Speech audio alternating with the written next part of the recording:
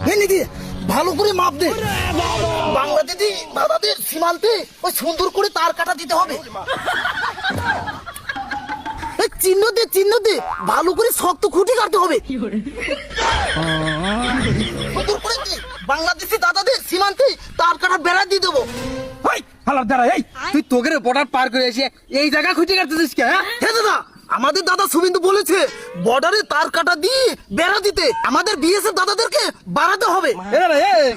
ওই যে তার কাটা দিবি আর দাদু ভালো কথা, এই আন্তর্জাতিক সীমানা বর্ডার থেকে 150 গজের মধ্যে হয়। তুই তো শালা আমাকে বাংলাদেশে চলে আসিস, ওই বাইরে যা দাবাইস কয়েক গা, এনে যদি কিছু করে যাস ঠাকুর কাছে দিয়ে পোস্ট দিয়ে কাটি রাখবো না। আরে কি রে চাচা দাদা শালা, তোর এত বড় সাহস, তুই কাছে দিয়ে আমার ঠাকুর কেটে দিবি?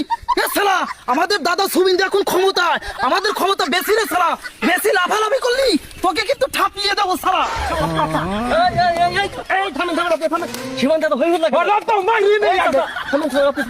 কি হয়েছে এখানে তো উচ্ছৃঙ্খল কেন? দুজনে আমাকে বলেন। স্যার, आपको मेरी जगह है, मेरा माप दूंगा, मेरी আমরা তার কাটা বেড়া दूंगा, मेरी चाचा दुआ आसूंगा, আমাদের ঠাকুর কাটूंगा, मेरी আমাদের সাথে অন্যায় नहीं है।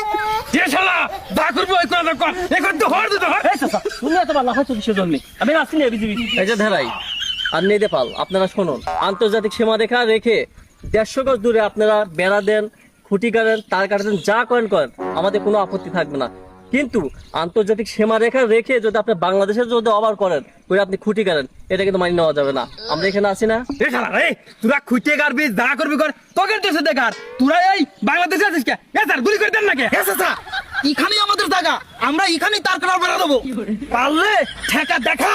বেড়া দিবি না দিবি বিএসএফ দিবি, যা কথাবার্তা বলার আমরা বিএসএফ এর সাথে করবো। এত ভালোভাবে বুঝেছি কথা মানে গাইলে চাচা, তুমি তো ঠিকই করছো। বসে